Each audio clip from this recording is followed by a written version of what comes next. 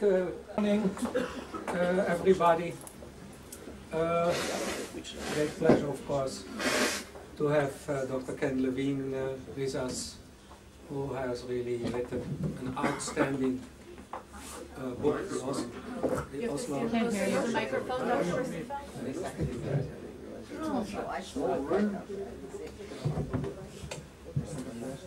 Unfortunately, current affairs almost provide so much material that we hardly have time for lectures. The most tragic story, of course, is that of the murder of Ilan Halimi, the Muslim anti-Jewish propaganda, violent anti-Jewish propaganda of the last few years, has finally led to a death among the French Jewish community. Of course, there were other motives involved. They wanted to, as according to one of the people involved in the murder, they wanted really the Jewish community to pay a ransom for him. Self-hating Jews, which is an excellent topic for today, saying, yeah, but it was really crime, not anti-Semitism. We all know the method. Those who had thought that in the autumn riots, where the Jews were not targeted more than anybody else, that from now on Jews would not be specific target, were mistaken. In Créteil, one of the Paris suburbs, there was a major article in Le Monde after the Halimi murder, which showed how the Jews there wear dark glasses in order not to look too Jewish, how they paint their hair so not to look too Jewish. That is France, French suburbia today, and obviously the questions start to all those liberals or perverted humanists who want to have free immigration. One has to ask them, why do they want to have more racists come into France? It's obviously that Muslims today are a community with an exceptionally high percentage of racism. We know that 35% of French religious Muslims, or 40%, are anti-Semites. So why would one let in more people from a community where 4 of the 10 people are racist, in order to raise the level of racism in France, which anyhow is already high? The problem, of course, is not specifically the Jews. The latest Sunday Telegraph poll shows, 40% of the British Muslims want the Sharia introduced in part of Britain. 20% identify spiritually with the suicide murders. If we speak now about 1.6 million Muslims in Britain, we speak about 300,000 people who spiritually identify with suicide murder. If you remember, at the time of Bader Meinhof in Germany, the normal figure given in Germany, the kind of people who would not betray them, might help them a little bit, not in crime, but at least give them refuge if they address themselves, was estimated somewhere between 2,000 to 5,000. So we speak here, the Muslim community, and it sounds racist, is really a danger for Europe in very ways. It is a specific danger for the Jewish community.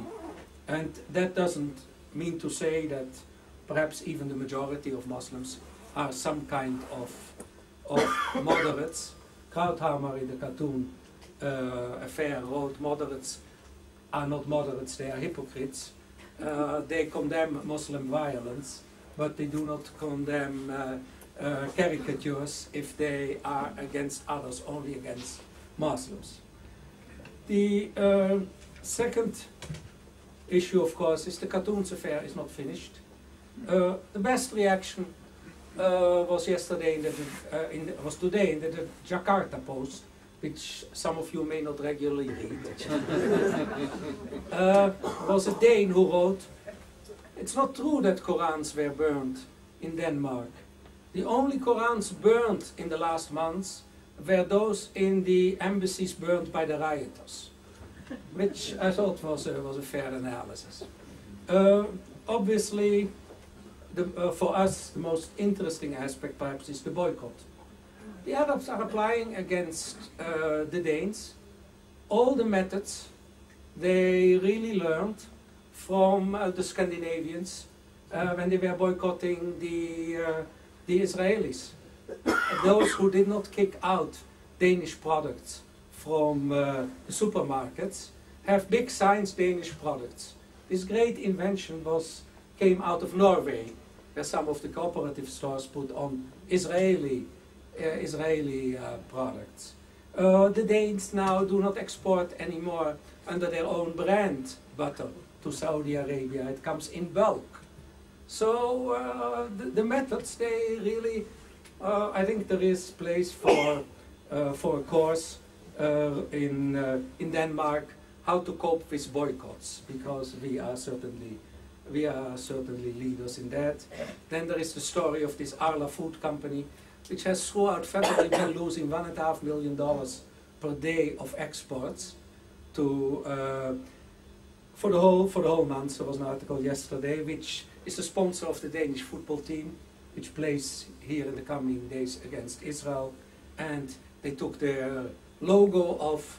First the football team wasn't coming, then the football team was coming without the Arla logo, and now yesterday they finally decided to put the logo on. So we get new insights in the courageous behavior of and ethics of Denmark. By the way, we intend to publish in the next JPSR, not the one coming out now, a major piece on rewriting Danish war history toward the Jews. The last remark is, I would like to repeat a remark which I at lunch last week with one of the European ambassadors here, and he asked me what should we do with money, European money to Hamas. I said to him, it's very simple. You should continue to give it, so that you can write in your history books in a few years that after we collaborated with the people who wanted to murder the Jews in the Second World War, we did the same 60 years later. I think he got the message. And now, now, that's really not fair to Ken, but it's unfortunate that the reality keeps us busy with in the 2 weeks past since our last lecture with many current affairs. By the way, next week we have Willy Lindwer, Emmy Award winner, on the myths of Anne Frank, and will show his Emmy Award winning movie on the last 7 months of Anne Frank, a story which of course in the Netherlands is rarely told, because it's not about the heroics of the Netherlands, but about the murder of Anne Frank, and icons should not be murdered, as the head of the Anne Frank Foundation in the Netherlands once said. This, as said, is an extremely important book. Ken worked on it, if I recall, 6 years. Researched the issue of history and what you would call Jewish self-hate and Israeli self-hate. I must say it is extremely difficult to find good books on self-hate. Obviously the first book was written in around 1930 by a German called Lessing. He grasped certain things, but it was very difficult. The books written after the war, except a few pages here and there which were interesting pages, there wasn't really a book which explained why do people hate their own society. We know that after the Jews 50 years later came the Stockholm Syndrome, the robbers in Stockholm who took hostages in a bank, and then afterwards the bank robbers identified with the with the people who had held them hostage, you know, the Patty Hearst story in the United States. But for the first time, I feel that there is a clear book which explains self-hate, Jewish masochism, Israeli masochism, the perverse humanitarians, they're all in here. Now, those of you who think that whitewashing the enemy is a new phenomenon, one of the things I learned from Kent's book is that in 1929, when the riots broke out, the Arabs murdered Jews in Palestine. One of our supposedly great intellectuals said that that was because the Jews had provoked them. So the idea is new. That famous intellectual, a man who is considered for some odd reasons as a humanitarian, was Martin Buber. A few weeks later, a private person who had no representative function in the in the Palestinian Jewish society, went to talk to Arab leaders, proposing to them that the Jews would be a permanent minority in an Arab state in Palestine. That man was Yehuda Magnus, the founder of Hebrew University. So it has all been there, and it's all in Kent's book. Dr. Kenneth Levin is a clinical instructor of psychiatry at Harvard Medical School. He's a Princeton-trained historian, and he has written a number of books. But today he will speak to us about the Oslo syndrome, delusions of a people under siege.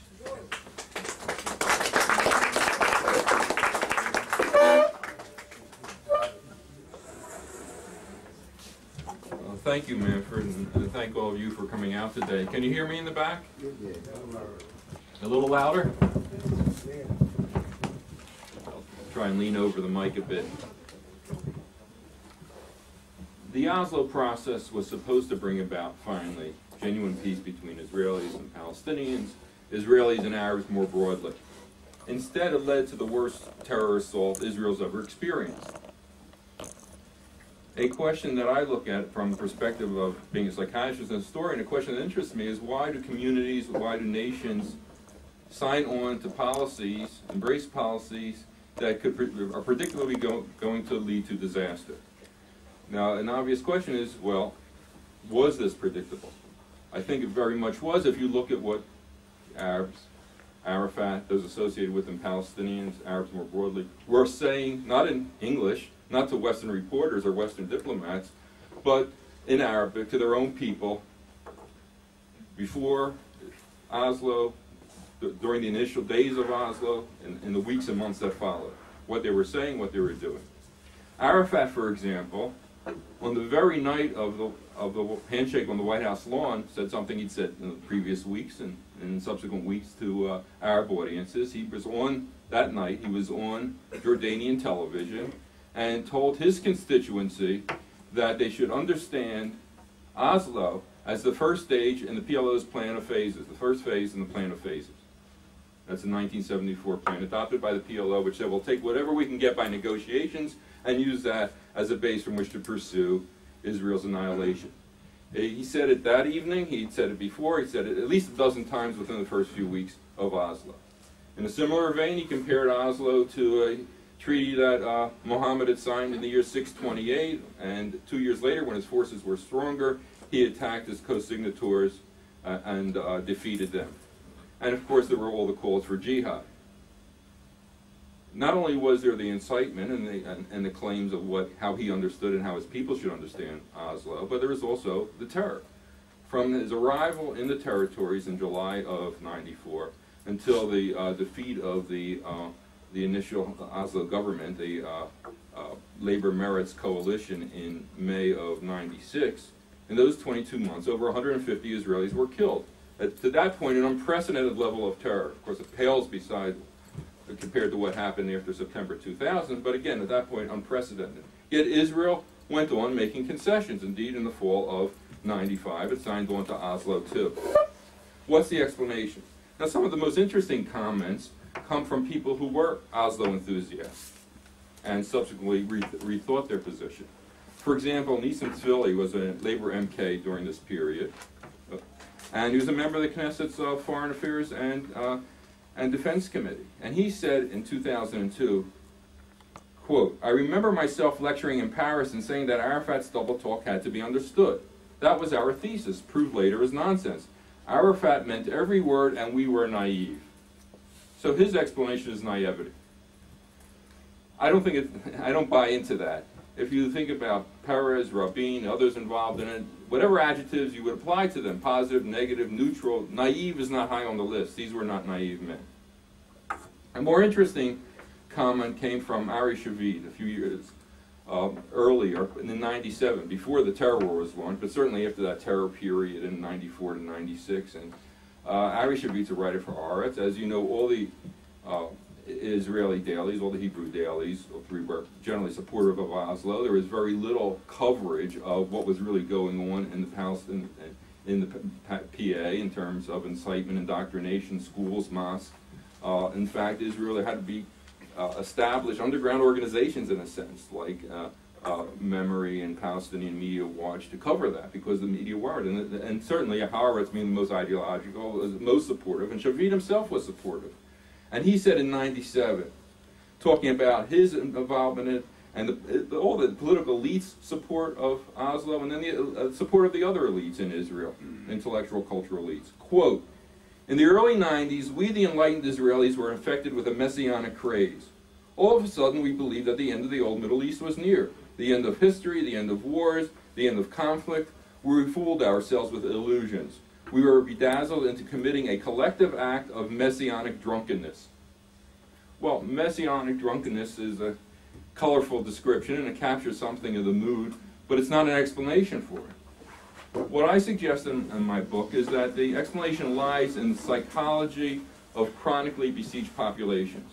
Whether you're talking about minorities that are marginalized, defamed, attacked, or small states under chronic siege by their neighbors. And virtually invariably, segments of those populations embrace, take as truth, the indictments, no matter how biased, how bizarre, how absurd, the indictments of their enemies. And they do so in the hope that by reforming themselves in a way consistent with those indictments, they will end the siege. They will win relief. And at an individual level, on a psychological level, a paradigm would be the psychology of abused children. Chronically abused children, which usually means people subjected to chronic parental abuse. Almost invariably, the children blame themselves. I'm abused because I'm bad, and if I become good, my situation will improve. Now, if you look at the psychiatric, psychological, social work literature, this is commonly ascribed, it's noted, but it's commonly ascribed to childhood naivety. Essentially, they're saying, well, the children are told by the abusive parents, you're bad, and that's why we're doing this to you in one way or another. That's the message conveyed, and in their naivety, the children embrace that as the reality. But children aren't that naive. A son of an alcoholic father who comes home in a drunken rage several nights a week and beats him knows that he's being abused.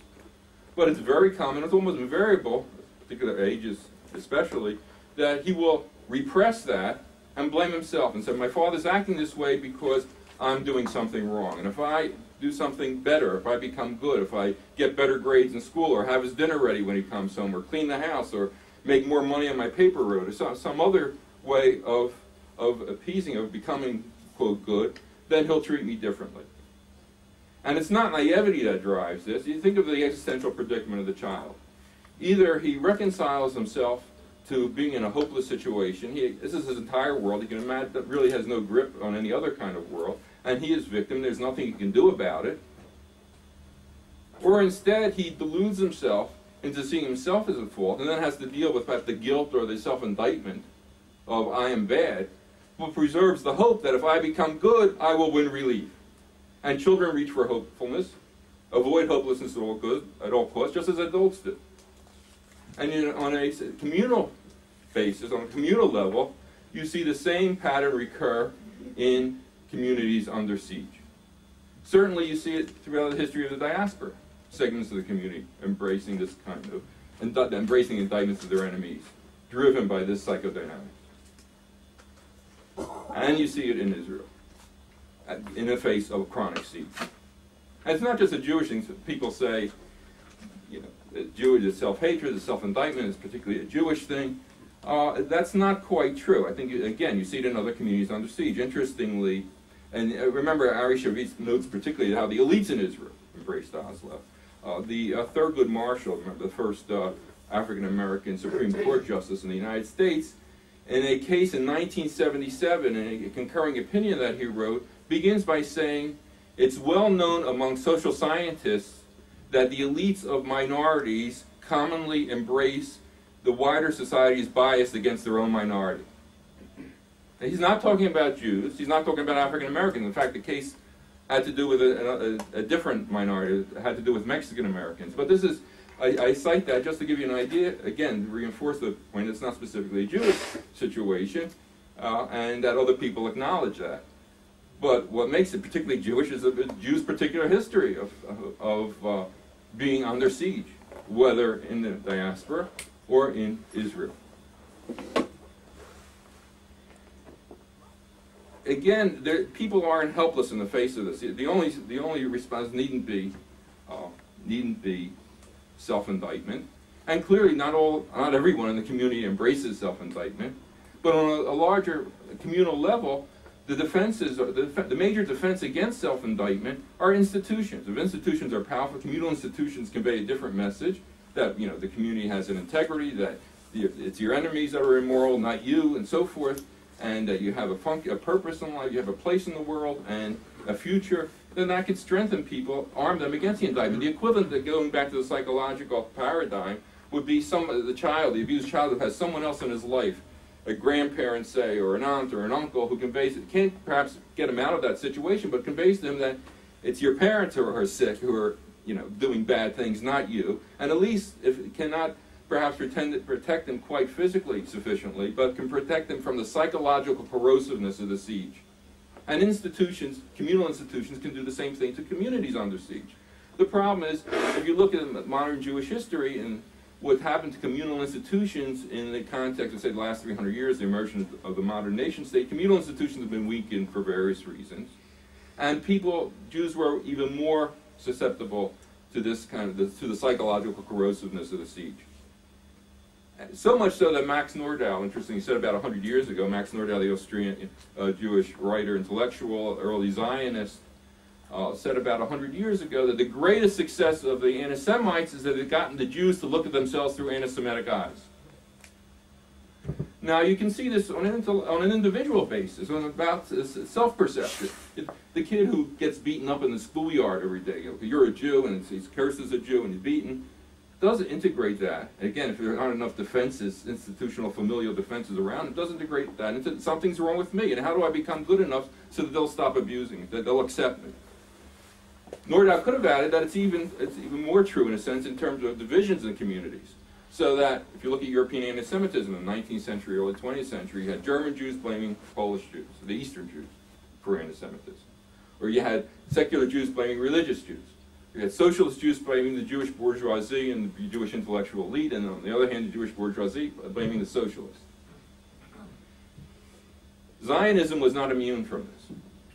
Certainly Herzl's concept was of a state that would be for all Jews and would not only physically protect Jews, because they would have a state in which to defend themselves, but would also relieve Jews of the psychological corrosiveness of the siege. They'd no longer be under siege from the surrounding Gentile population, and so they would not be subjected to the same assault, and they would not, therefore, manifest the same psychological, the corrosive effects of this psychological assault. But if you look at, for example, the main body of the Zionist movement in the early part of the 20th century, the socialist Zionists out of Russia, and you look at the literature and what they said and what about religious Jews or bourgeois Jews, very often parrots the anti-Semitic literature about religious Jews or bourgeois Jews. Now, the anti-Semitic literature is also directed at secular Jews and at socialist Jews, but they were choosing to see it in a particular way. And their concept of a new Jew, for example, was not simply that, well, he'd be a new Jew because he'd be in his own land, but he or she would be a new Jew because they'd be secular and socialist. And that would also have an impact in changing the world's perception of them. and making it more benign. And this had political consequences.